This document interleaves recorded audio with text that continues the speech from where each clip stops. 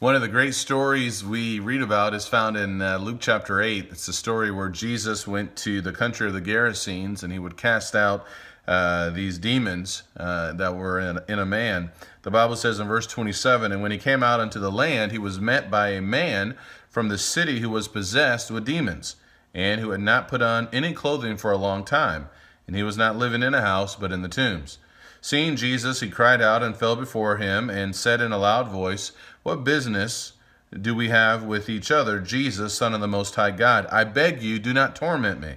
For he had commanded the unclean spirit to come out of the man, for it had seized him many times. And he was bound with chains and shackles and kept under guard, and yet he would break his bonds and be driven by the demon into the desert." Think about this story here where, number one, you see in verse 26, Jesus and the apostles, they are sailing to the country of the Gerasenes. When he came out into the land, he's met by this man from the city.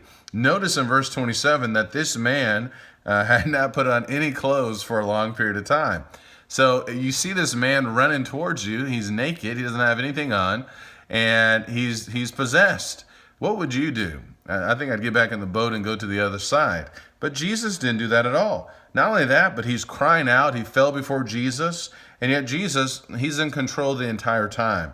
And so he would cast out these demons into the swine, and they rushed down the steep bank into the lake and was drowned. And when the herdsmen, verse 34, saw what had happened, they ran away and reported it in the city and out in the country. This is something else that I'm starting to pick up on as well. These miracles, remember back in Luke chapter 7 in the city of Nain, after these things took place, there was fear, there was amazement, and there was a reporting that was taking place.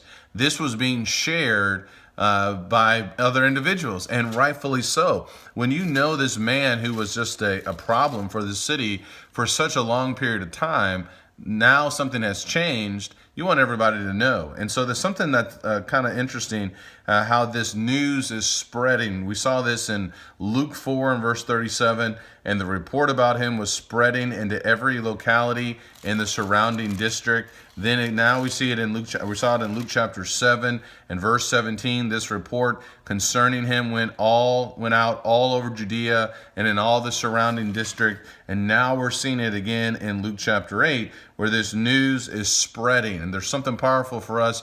Let's make sure that we are spreading the news as well about this man named Jesus. The one who is able to rebuke the wind and the waves of the sea and to make everything remain calm, and to raise the dead back to life, and to cast out these demons, and ultimately to change this man's life. Now, the sad thing about this story is that the people in verse 37 and all the people of the country of the Gerasenes and the surrounding district asked him to leave them, for they were gripped with great fear. And he got into a boat and returned. Isn't that a sad thing? He had done an amazing thing. We may get some more information in Mark chapter 5 as well. We get some this amazing event where he changed this man's life and took care of the problem that this city had, this area had, and yet they're asking him to leave. And what a shame that really is. But there's so many other lessons we can learn from this story here. Read this story again. If you have any questions about it, let me know. I'll do my best to answer.